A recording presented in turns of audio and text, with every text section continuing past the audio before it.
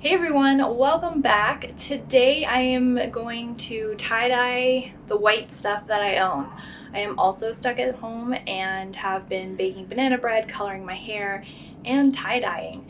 I don't have a lot of white things because I mostly wear black, but I am going to tie-dye my socks, a bed sheet, a pillowcase, and then also bleach dye a hoodie, and then screen print that hoodie with glow-in-the-dark ink. So if you like watching these kind of before and after tie-dye videos, then keep them watching.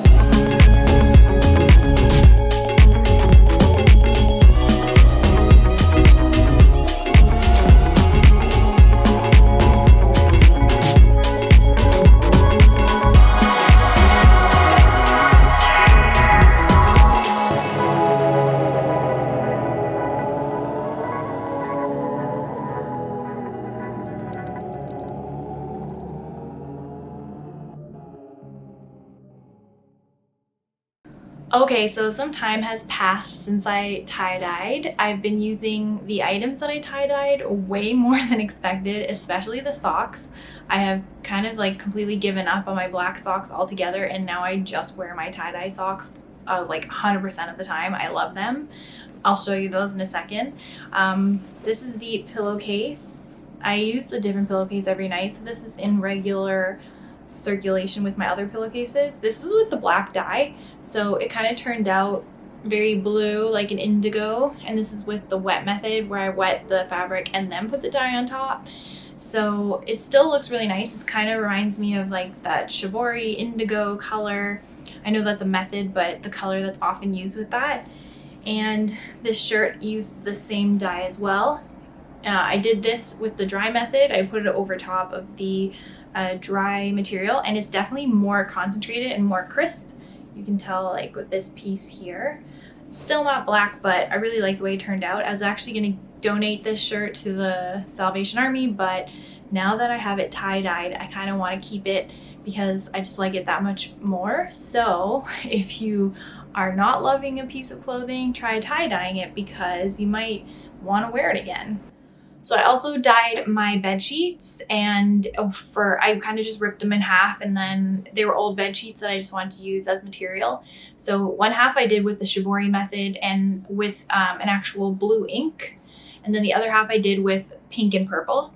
So for the blue one, I don't have the full sheet to show you. The Shibori method only worked for a little bit, maybe because it was too thick, but I ended up cutting it up and making masks out of them.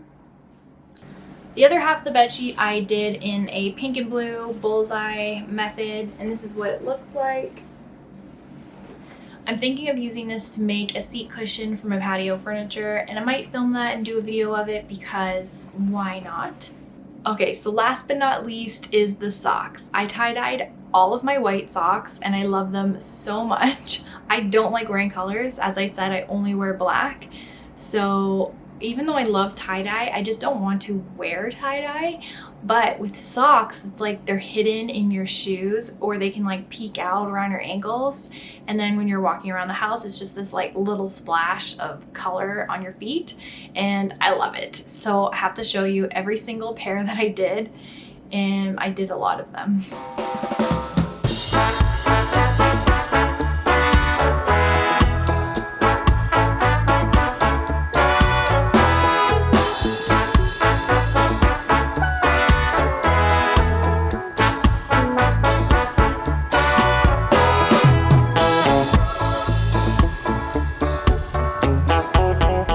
Okay, so last I have my bleach dye hoodie. This is what it looks like. And then on the back, I bleach dyed this lettering that says "Bite Me." It is in glow-in-the-dark ink, but it's really hard to catch on camera. I did 1 layer of white and then 3 layers of the glow-in-the-dark ink. So if you like this hoodie, I'm gonna actually put it on my Poshmark because I don't need another hoodie. So if you're interested, I'll leave that linked below. Hope you enjoyed this video. I found that during this period, finding creative things to do has made me feel a lot better and made my days a lot more enjoyable. So I recommend doing that if you can, especially tie-dyeing. I really enjoyed that, and I wish I had more white things to tie-dye.